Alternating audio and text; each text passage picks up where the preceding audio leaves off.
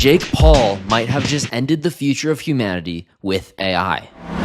Trick or treat! I'm the prettiest princess on the block right now.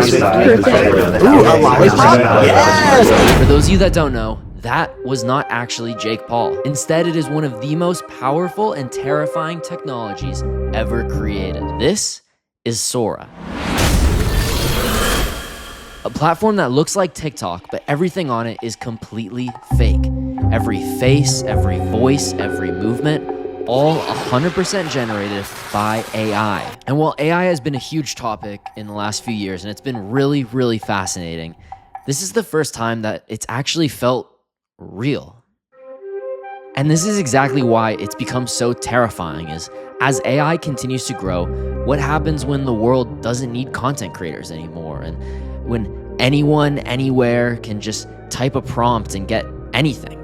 And how did Jake Paul, of all people, put himself at the front of this AI movement? So in this video, I'm gonna go over why I don't believe that this is the end of the world or content creators or the future of humanity, and there actually is a little bit of hope. But in order to get there, we're gonna have to go back to the very beginning.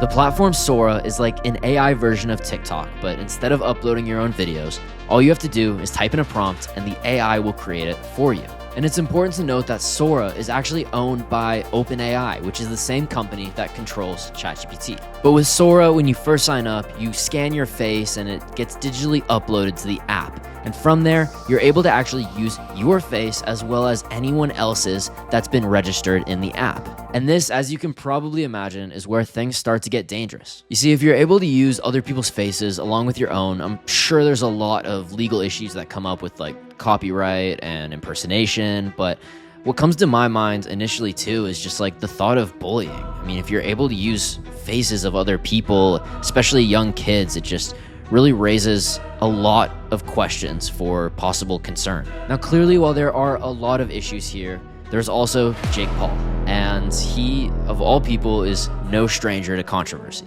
The Team 10 house. He's built an entire career off of being loud, unapologetic, and whether you like him or not, always one step ahead of the internet. So how did Jake Paul plant himself at the center of this AI movement? And like I said before, it is a lot deeper than you think. You see, in early 2021, Jake Paul co-founded a venture capital firm called Anti-Fund, which is a private investor of OpenAI, the company that owns both Sora and ChatGPT. And Jake Paul himself has been helping advise the team behind Sora. So when Sora launched their newest product in mid-2025, Jake Paul actually agreed to be the first celebrity cameo and license his NIL for public use. Yeah, you heard that right. This whole thing had been orchestrated by the team behind both Jake Paul and Sora. And in just 1 week, his likeness generated over 1 billion views, appeared in over 6,500 videos, and created more than $57 million in media value. Let that sink in, like one person's AI replicas outperforming creators at a scale we have never seen before. I mean, 6,500 videos. What would have taken creators ages is now being done in seconds by just a bunch of random people typing prompts on a screen. And the crazy thing is that this will only get better and better and better and better, and this is by far the worst version of Sora or ChatGPT or any AI for that matter we will ever see going forward. Stop with the violations! You hear me? Stop with the violations! It's done!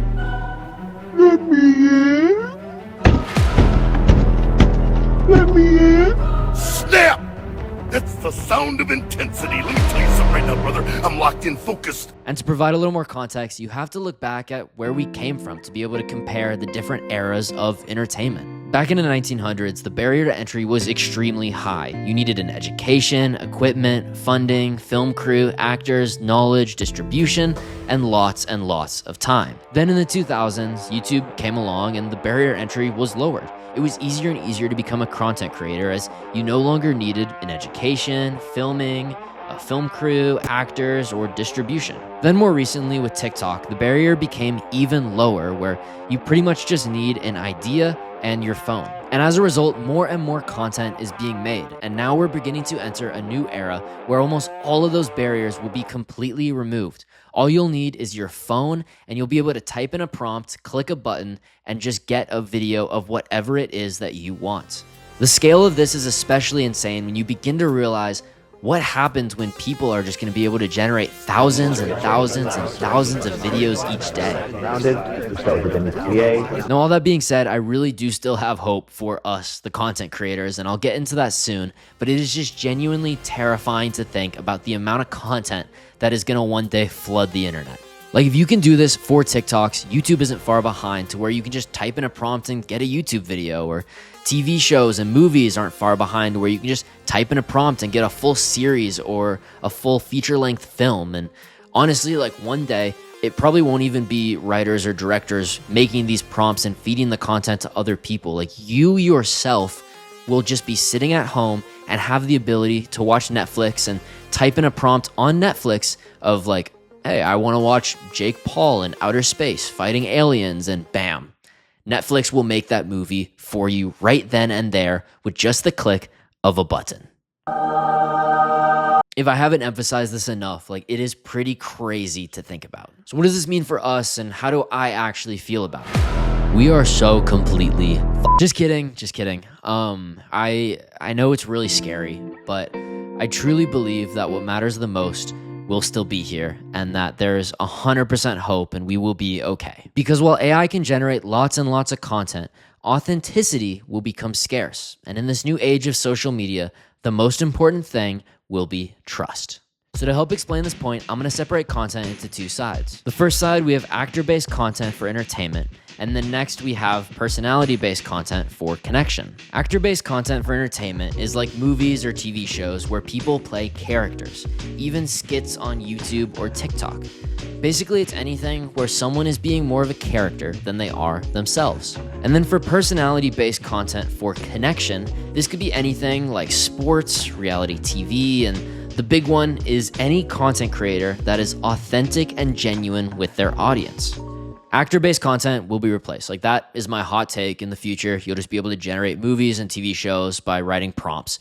But as the quantity of AI videos continue to flood the internet, personality-based content will become more and more valuable as people long for a sense of community and connection that they can trust. So to all you creators and artists out there, continue being yourself. In a world full of fake content, authenticity will be your greatest advantage.